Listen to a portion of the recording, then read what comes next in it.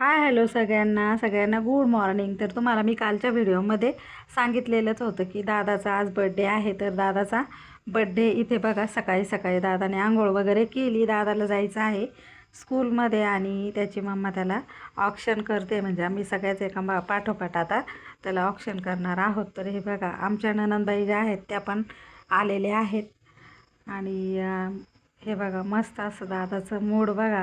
दादाला काय काय आता सगळ्यांनी प्रॉमिस केलेले आहेत, त्याच्यामुळे दादा सकाळी लवकर उठला आणि आंघोळ वगैरे केली, तयारी केली आणि आता दादा निघलेला आहे स्कूलमध्ये. तर संध्याकाळी दादाचा बड्डे होणार आहे. आमच्या ननंदबाईला आणि त्यांना पण आम्ही थांबून ठेवलेलं होतं. ह्या मुंबईच्या ननंदबाई आहेत आणि दुसऱ्या ज्या आहेत ना त्या इकडे आमच्या गावाकडेच राहतात, येवल्याजवळ, त्याच्यामुळे त्या पण आलेल्या होत्या. तर हे बघा, तर इथे दादाला आत्या अशा करतात ते, आम्ही त्यांना सगळ्या अक्का म्हणतो. त्याच्यानंतर मी पण गेले होते, मी काय आवरलेलं नव्हतं, पण म्हटलं आता सकाळी सकाळी ऑप्शन करतात ते, तर आपणही करावं. तर हे बघा, मी पण त्याला ओवाळलं, त्याला पेढे वगैरे भरवले आम्ही सगळ्यांनी. तर तुम्हाला आहे ना हे टिपॉयची माहिती मी देणारच होते. आम्ही हे ना सागवणी टिपॉय बनवलेले आहेत 3. तर खूप मस्त टिपॉय बनवलेले. तर आज आमचा दादा आहे ना 5 वर्षाचा झालेला आहे, सुद्धा ऑप्शन करायला बघा ना. हे बघा किती पटपट दिवस जातात ना. दादा झाला ना तेव्हा वटपौर्णिमा होती. आता ह्या वर्षी वटपौर्णिमा जशी 29 तारखेला आहे, पण दादा झाला त्या दिवशी आहे ना वटपौर्णिमा जी आहे ती 23 तारखेला होती. तर बघा, इथे दादाचं ऑप्शन वगैरे झालं आणि आमच्या अक्काने पण दादाला इथे ओवाळलेलं आहे. आणि त्याच्या डॅडीचं त्याचं नातं असं आहे ना, अगदी मित्रासारखं मेवण्यासारखं आहे. खूप एकामेकाची खेचतात, उडवतात. दादा पण खूप बोलका आहे आमचा. त्याच्यानंतर माझी छोटी नणंद पण आलेले आहेत, तर त्या पण दादाला ऑप्शन करणार आहेत बघा. तर त्यांनी पण दादाला ओवाळलं. आणि लहान मुलांच्या वाढदिवसाच्या दिवशी आहे ना थोड्या मोठ्यांचे आशीर्वाद जे आहेत ते खूप महत्त्वाचे आणि मोलाचे असतात.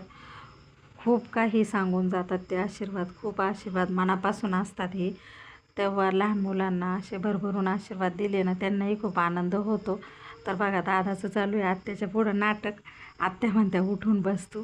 दादा मुद्दाम करत होता बघा. दादा इतका खोडकर आणि इतका नकली आहे ना की बस. तर चला, आता तयारी झाली दादाची आणि दादा निघलेला आहे स्कूलला. हे बघा, तर इथे सगळ्यांना बाय बाय करतोय, थांबलेला आहे थोडा. दादा गेला स्कूलला आणि आता संध्याकाळची वेळ झालेली आहे आणि बड्डे सेलिब्रेशन आपण आता इथे करतोय. तर ह्या आहेत मोठ्या ननंदबाई. त्याच्यानंतर त्याचे बाबा आले आणि त्यांनी ना सगळ्या ह्या तिघांना असे मोठे मोठे टिकले लावले. त्यांची ती सवय खोडी करायची. त्याच्यानंतर बरेचसे पाहुणे आलेले होते. दादाचा मामा आहे हा अमोल मामा.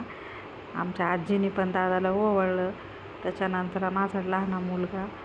त्याच्यानंतर इकडे वैष्णवीने पण तयारी केलेली आहे.